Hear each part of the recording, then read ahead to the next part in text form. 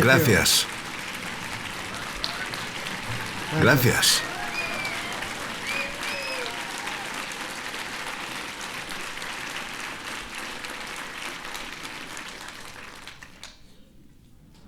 Wow, qué bienvenida. Muchas gracias. Quiero agradecer la invitación a varias personas. Priyanka, Maharashi, Michael y el equipo, y varios más por allí.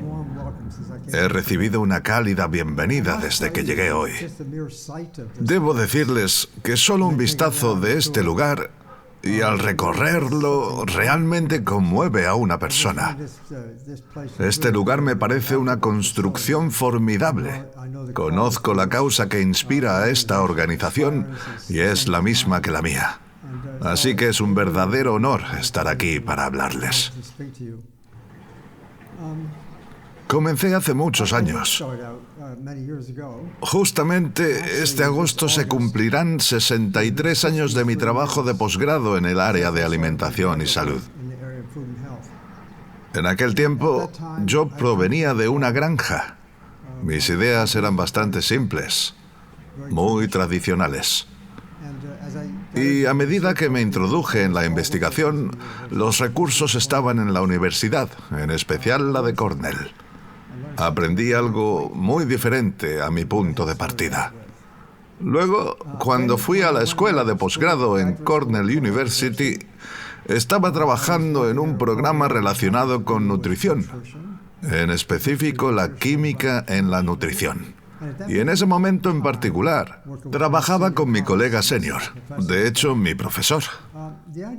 La idea era trabajar en un proyecto para mejorar la producción de proteína.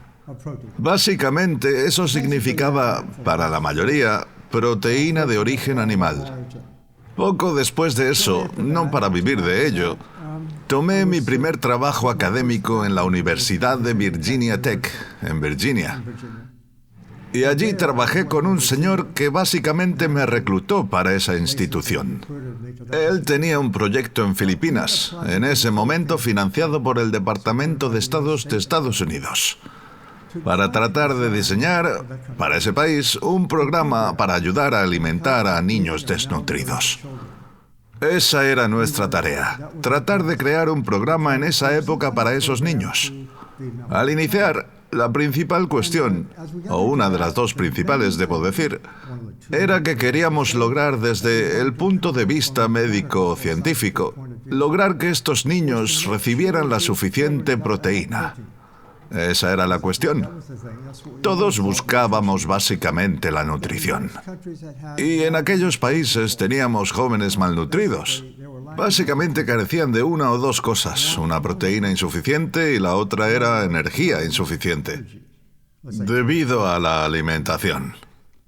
Yo tenía mis ideas, obviamente, sobre la importancia de la proteína. Queríamos ayudar a obtener la proteína para esa sociedad.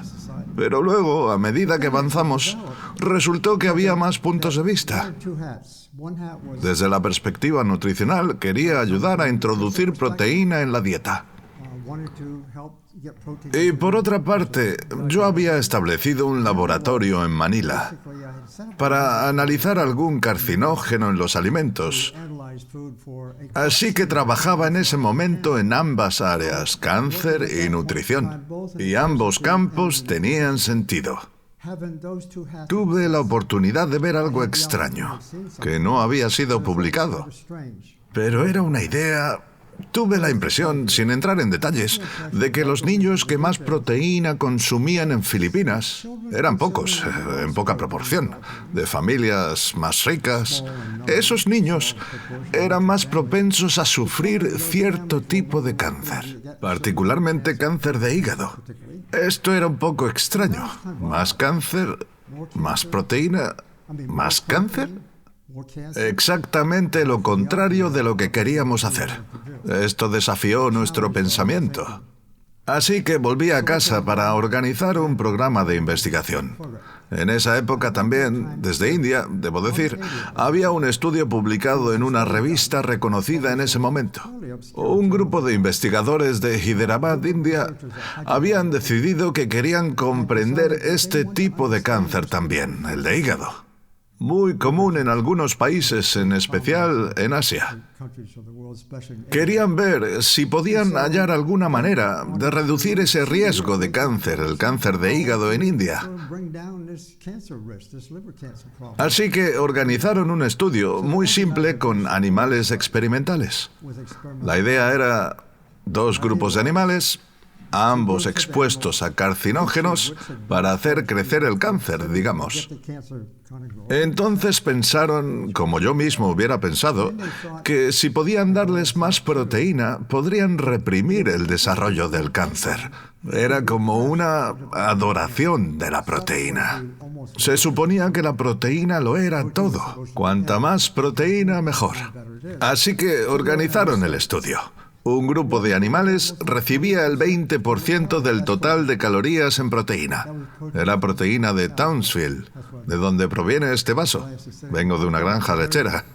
Lo dicho, un grupo recibió el 20% de la proteína. Esto está cerca del límite para el consumo humano. El otro grupo recibió el 5%. Ambos grupos quedaban expuestos al cáncer. Su hipótesis era que si los ratones recibían más proteína, tendrían menos cáncer. Estos fueron los resultados. 100% de cáncer en los que recibieron más proteína. Los otros, 0%.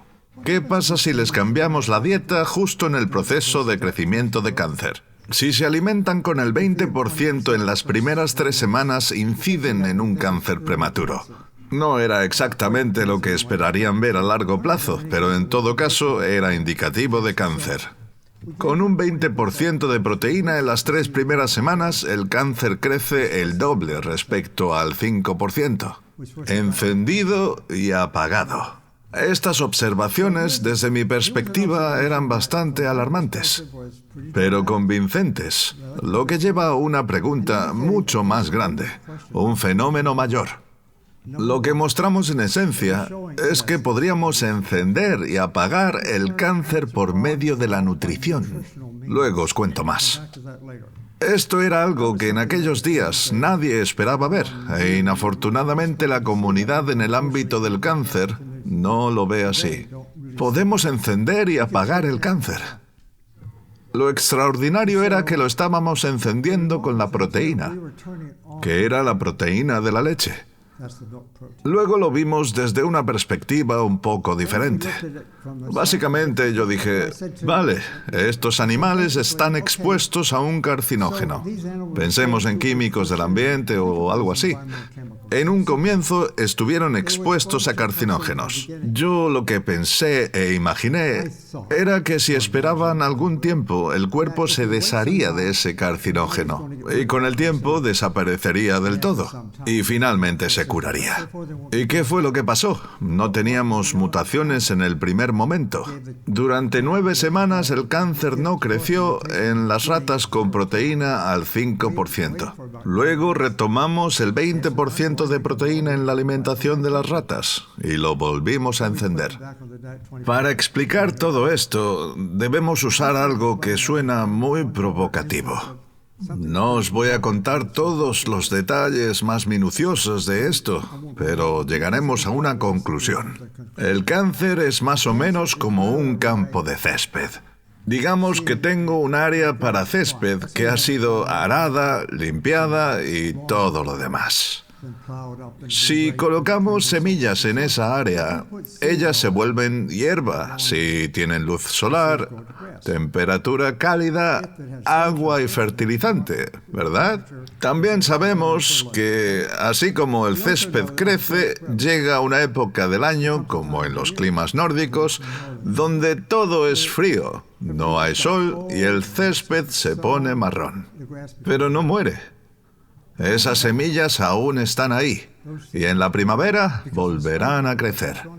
Así que las semillas crecen. El césped crece en función de las condiciones que lo rodean. Es lo mismo con el cáncer. Esta es la idea. Las semillas de cáncer que se implantan en nosotros de vez en cuando podrían permanecer durmiendo si no las alimentáramos. Pero en realidad, cuando comemos la comida equivocada, esencialmente conseguimos aumentar las oportunidades para que esas semillas desarrollen el cáncer. Esto es lo que a grandes rasgos dice esta perspectiva. La célula tiene toda clase de partes maravillosas. Quien las haya estudiado en estos días afirma que son muy complejas. Tan compleja como un universo, véanlo así, el macrouniverso, trabajando en nosotros. Tenemos todas las células haciendo sus cosas, y cosas especializadas. Las diferentes células hacen cosas especializadas. Así, tenemos entre 10 a 100 trillones de células en el cuerpo. Eso es mucho. No sé quién se sentó y las contó. Pero se sabe que hay un montón de células ahí, y cada célula no es visible para el ojo humano. Millones caben fácilmente en la cabeza de un alfiler. Pensemos en eso. Trillones de células operan en nuestro cuerpo. Todas han decidido qué hacer. Colaboran para hacer más o menos lo mismo. Ni siquiera podemos verlo, pero podemos estudiarlas con técnicas sofisticadas que tenemos hoy en día. Un microuniverso. Y aquí va algo interesante. Las células se comunican entre sí. Ellas hablan. ¿Y cuál es la parte fascinante de esto? Es que hay cierta fuerza intrínseca, indescriptible. Y todo con un sentido. Dimensiones que regulan el tráfico. El cuerpo siempre está decidiendo qué es lo mejor para tener un buen funcionamiento. El cuerpo ha creado la configuración predeterminada de nuestras células. El cuerpo está configurado para tratar siempre de restablecer la salud. Entonces, en general, es complejo, pero hay coordinación. Es casi como una sinfonía. La salud es una sinfonía. No hay una nota, una clave que dé lugar a la sinfonía. No son 10, no son 20, no es un instrumento único. Todo trabaja al unísono para crear una respuesta. Lo que pasa es que hemos ignorado la evidencia recolectada por cerca de 200 años. Créanlo o no. Pero la nutrición puede jugar un rol y, en verdad, controlar el cáncer. Lo que digo es que el tema del cáncer ha venido encaminado por mucho tiempo, creyendo en que es una enfermedad genética. Ahora podemos buscar los genes, podemos trabajar con el ácido nucleico, manipular los genomas, cosas similares. De todas formas, como saben, nosotros lo demostramos hace varios años. Y vuelvo a ello porque esto fue publicado en los 80s, después de recopilar la evidencia. Ha sido durísimo vender esta idea en el ámbito del cáncer. Nadie parecía querer saber de esto. Si extrajera algún producto químico de la selva de Brasil y dijera que lo tomé de un cierto arbusto o de un árbol, y lo estudiáramos aquí en un laboratorio y se lo mostrara a las personas del Comité de Investigación del Cáncer, miren lo que tenemos aquí. Estoy seguro de que si yo hubiera tenido ese químico, habría conseguido fácilmente un par de billones de dólares para desarrollar ese medicamento. Eso es todo lo que puedo decir. Me imagino que es algo que se pasa por alto, porque se trata de nutrición. Y es que en realidad es donde empezamos a tener autocontrol. Así que describo esa nutrición no en términos de nutrientes individuales.